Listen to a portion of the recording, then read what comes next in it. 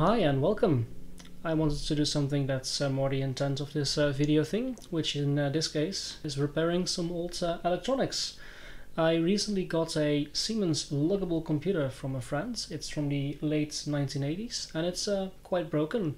So I wanted to take it apart, have a look at what's inside and hopefully fix it. Let me just get it on the bench, if it fits.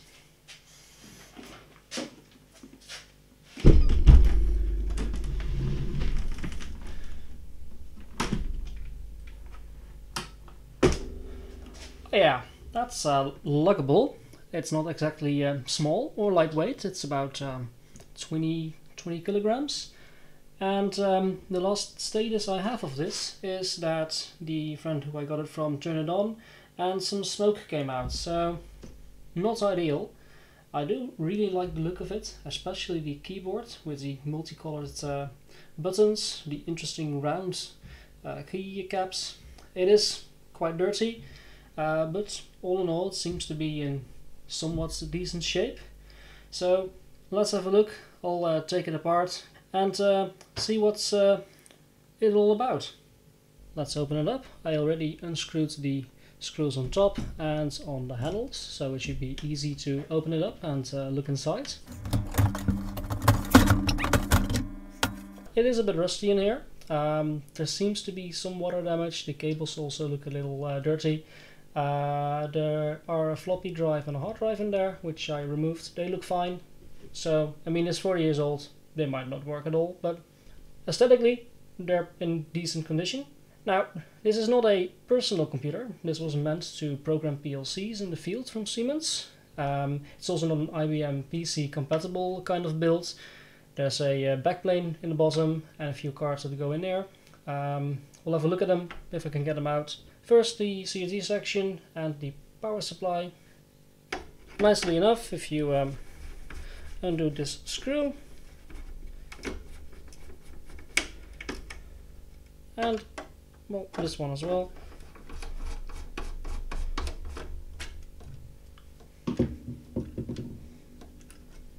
This whole thing flips open. So you can have a look at a CRT, poke around, probably use the potentiometers here to calibrate it, get it all nice and in good condition. And yeah, this looks quite neat. It looks like no smoke escaped from here. CRT looks fine, no damage, doesn't look cracked or anything, so that's a good sign. Well, that's the first card out. This seems to be the computer board. There is a NEC V20 in here, so that's an Intel 88 compatible processor. It runs a little faster, I think, and it's a fairly popular Intel 8088 clone. Now then here we got a Siemens chip. I think it's an I/O controller or something like that. There's a lot of control logic all around that. All the interfacing between the CPU and the memory and such was all done in just 7400 series logic.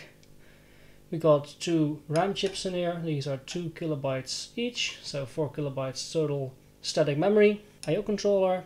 I think this is a keyboard controller. Makes sense. Got a keyboard. And this is the CRT controller. Makes sense. We got a CRT. And then a lot of control logic all around it. There's just 4 kilobytes of RAM on here. There's probably more RAM later on in the computer. And RAM here is most likely just to get the computer up and running. Looking at the sticker, which is still on there luckily, this is probably the EEPROM for the BIOS or startup code. I'll make a dump of that in case someone has one of these and wants to have the ROM of that. For now, let's put this on the side and get the next board out if it wants. There we go. This looks a little less densely populated, and this is all RAM. A lot of RAM actually. There's some control logic on here, some jumps maybe for some settings or such, and then RAM. These are, it looks at the number, these are 265 kilobit, so one row is 265 kilobytes, and there's 3 rows, which is interesting. looking online, I think this computer has 512 kilobytes of memory, and there is one row for parity checking. So modern computers, workstations and servers got ECC memory. You got one extra chip per 8. Here we got one extra chip per 2 to well, do parity checking, check for errors in memory and such. So that must have been quite expensive. Now there's quite some space left for more RAM. Another 3 rows in here, and it looks like 2 more rows in there. So maybe this could be fitted with twice the memory, or they could use different chips with lower capacity per chip. Not entirely sure, but that's interesting. That's this on the side as well. And try and get this card out. I haven't looked at this one before. There's 2 Intel 8255 controllers in here. These are I/O controllers, so they provide 24-pin or 24-bit I/O bus. I got a real-time clock over here, some memory, I think 2 kilobytes each again. Then we got a weird-looking Siemens chip, 1797. I know there's a Western Digital floppy controller, but that seems sort of out of place on here. Intel microcontroller, and 8251. Here's some gunk. Let me get that a bit closer. Looks, well, blue, a bit like the capacitors here. Maybe something here is a little off. I'll probably need to take a look at that in more detail later. This goes to the side, and I'll get the last card out, and also the dirty card. And there we go. One hard drive and floppy controller card. Now, as I said, the cables are pretty dirty, so these definitely need a clean. And here we got a Western Digital IO 1010, which is a floppy controller. We got some memory, most likely again, looking at chips, some control logic. So yeah, this needs a clean, but so far the only card that looks a little worrying is the programming card that wasn't here. Some blue gunk, maybe an exploded capacitor I didn't immediately spot. And there we got one semi-empty computer. I'm probably going to turn this upside down, remove the other side, look at the back plane, try to get this one out, and maybe remove this cage, because that definitely needs to clean. The keyboard comes off first, and yeah, it's that is a little dirty. This keyboard is heavier than most laptops, so it is built quite sturdy. Lots of thick plastic, metal. Nice. Well, it seems that everything is screwed to the bottom, so unlike the top plate, the bottom plate doesn't come off that easily. So I'll first do the power supply, side panel, see where we go from there. That's one big power supply out. Has this interesting looking connector.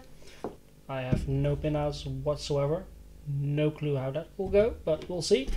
Yeah, let's take the cover of this, see what's in there, except some gunk. Joy. I don't see anything that immediately jumps out as faulty in here, so this will need to be tested. Yeah, it seems that there has been some water damage, especially around the corner here. This connector looks rusted, you see some rust marks over there, and this is all very dirty and oxidated. So yeah, if we can get this to work, it definitely needs a good clean. A little look at the backplane. It's not much on there. There's some big chips, some memory I think, probably another controller of some sorts. And yeah, it's mostly just a giant circuit board connecting everything together.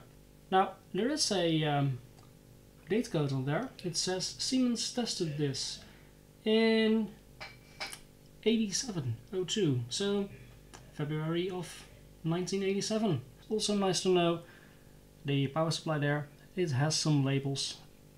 Plus 5 volts, ground, and plus 12. So that's at least something to go on. Nice. I'm going to move all of this out of the way, and then I can just look at the power supply. And yeah, ew, Ew. Ew. Let's try and figure out the pin out of this power supply connector. I got my multimeter in beep mode, but I discovered something. These rails are 5 volts, plus 5 volts, ground, and plus 12 volts. And while the 5 volt measures a lot, the 12 to ground is about 15 ohms. That seems so low, so interesting to see what that might be. It could be the fan, just the resistance of the coil in the fan, though seems rather low, but we'll find it out. For now, measure all the 33 pins. Joy.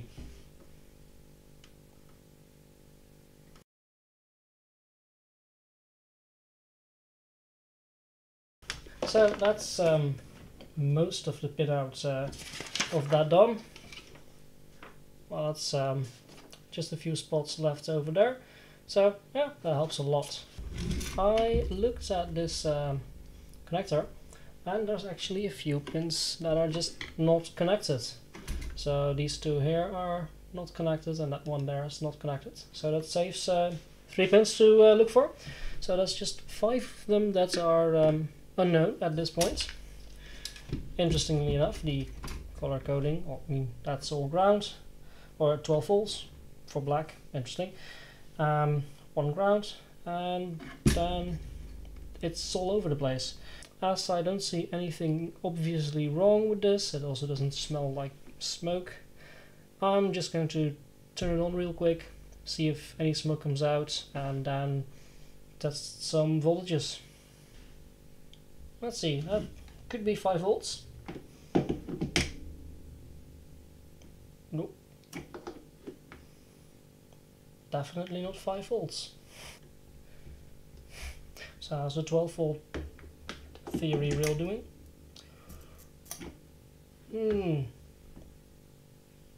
Not great, so yeah. Does seem that something with this power supply is wrong. So yeah, I think I should dive a bit deeper into this power supply. I looked online a bit and I found an actual pinout of the power supply, and that makes a lot more sense. It looks like this, and as you can see there is a 12 volts, a 5 volts, the grounds are indeed separated for the 12 and 5 volts, but there's also a 12 volt sense and a 5 volt sense. What this means is that the power supply measures the 5 volts and 12 volts back, and if there's an issue or it's incorrect, it'll correct that. So that is probably why there was no power out. There's also a reset pin. Modern power supplies do need a pin to be connected to each other to get the power supply up and running. So I reckon the power supply is alright. Power's on for just a second before it turns off, but I think that's related to the sense or the reset pin. The voltages I measured are not too high, they just are on very short amount of time, so maybe it needs some minimum load or something like that. So what I'm planning to do is to desolder this fan, then get 2 lab power supplies, put 5 volts and 12 volts on there, and see what that does. So the datasheet I found was for a different computer, and the power supply listed that it could deliver 20 amps at 5 volts and 7.5 amps at 12. So my lab power supplies can't do that, but it's mostly empty. Power supply hooked up, and I noticed that it's very easy to unplug the CRT power supply, and that's the 15 ohms one. We'll check on that in a bit. First, let's power this on. Got some power supplies here. Current limit is set at 200 milliamps, something fairly low. So let's see how much current we get. Well, luckily, fairly low. 300 milliamps at 5 volts and almost nothing at 12. Makes sense, nothing too bad. Take another peek at that power supply. Again, I don't see anything obviously faulty. We can test that. Move this move it out of the way, current mode on. It's fine. One last test. Let's see if we can get something on the screen. I'm going to again connect the 5 volts and 12 volts, plug the CRT back in, and plug in the computer cards. Alright, moment of truth. Let's see if we get smoke, nothing, or hopefully something on a CRT, which, well, I can see and you can't, so you have to believe me. Ooh. It needs quite some power on 5 volts. Everything on there might need a few hundred milliamps, so let's try and see if anything gets warm. The thing gets warm, which is interesting. No image, no smoke, so that's good. I probably need to validate and check more. So sadly I did see some flickering on the screen. It was white for a little bit, but I can't seem to be able to reproduce that. I played with the brightness on the front a little bit and it worked twice, but of course not when you want to try and capture it on camera. What about it now? So yeah, maybe those potentiometers are a little bit broken. Could be. They're 40 years old almost, so yeah, that would make some sense. For now, I think that's it. I'll need to continue this on a later moment.